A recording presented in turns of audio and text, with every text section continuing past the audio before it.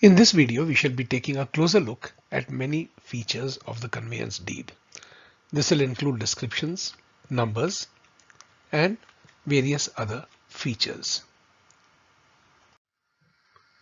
At the outset, it must be understood that presently the entire parcel and piece of land, which is described as Forest Trails Township, belongs to the developer. The developer has the rights to develop and to sell. Now, if you look at this diagram, what is shown with a thick black outline is sector R18 on which our society stands. This is described in our agreement to sell as well. But as we have seen, ever since we have been staying here, we have been enjoying and using the parcel of land described as G51, in which we take walks and on which some car parkings are also marked. But truly they do not belong to R18. So that is land which need not be conveyed to our society. Also, the plot described as OS11 is having an area of 2,296 square meters. Mind you, this is not land to be conveyed. It is only to be allowed for use by our society. And that too only 10% of our plot area. Since R18 is 7,233 square meters, we are entitled to usage or a proportionate share in OS11 equivalent to 723 square meters, which means the remaining 1,573 square meters can be given away by the builder to other societies who are also eligible for some open space. For example, the second Athashri, which is coming up towards the eastern side, could also be given an area equivalent to 10% of their plot area. Their plot area is around 10,000 square meters. So he could have given 1,000 square meters to them, and he would still be left with 573 square meters to give to anyone he chooses in the township. This is the situation on the ground.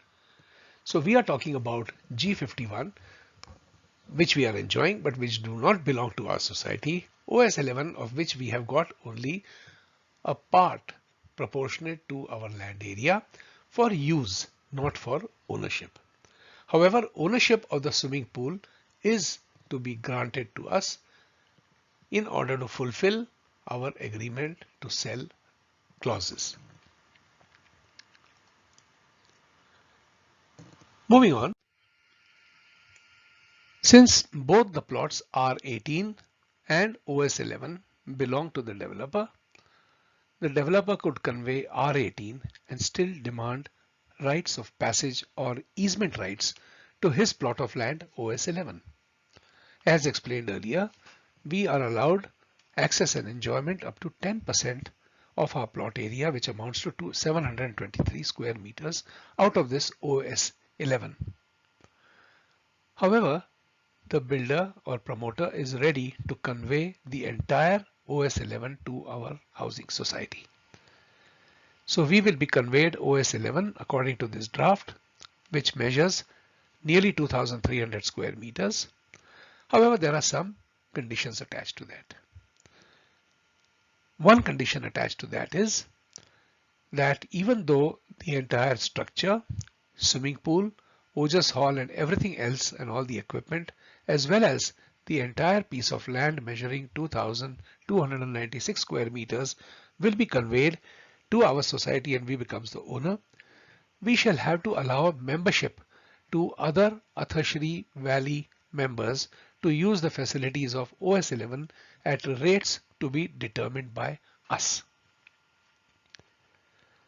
For that reason, we will have to provide them passage or easement, which is their fundamental right according to the law of the land. Also to be realized is that beyond OS11 is on the northern side what is described in the PLU, the permitted land use by PMRDA. That land is described as G5, and that is also a large garden area. That is also part of the township amenities, and all members of the township are to be granted access to that. That access will be through our society along the area which is just coming up on the slide. This driveway on the northern side, which is 6 meters wide and which is around 41 meters long, will have to be opened up for access to G5, which lies to the north of OS 11, and to members of the Athashri Valley to access the amenities on OS 11, even though OS 11 will be conveyed in its entirety to us. Also, part of the conveyance deed is that we shall have to facilitate parking of cars in this area shown by this rectangle and squares. The area, however, shall remain the ownership of our society, and we are free to determine the timings when this facility will be available to other members of Athashri Valley, but we will have to provide access to them. Also, as mentioned earlier, the land to the north of OS 11 is also township land, and we will have to allow access to members of the township to go into G5. So this arrow shows those vehicles or people coming from Athashri Valley only, not the entire township, to access Ojas Hall and swimming pool. This arrow pointing upwards will be a passage to be provided outside towards G5 to members of the township who come to visit that place. In order to access this driveway, we have been able to negotiate that a separate road will be made outside of our property to access the northern gate, which is already in existence. So people can access OS 11, and these people will be members of the other Athashris, and other members of the township will have access to G5 through this road. I would like to make it clear that one should familiarize oneself with the Indian Easement Act. That act makes it mandatory to provide access to other parts of the property which exist at the time of conveyance.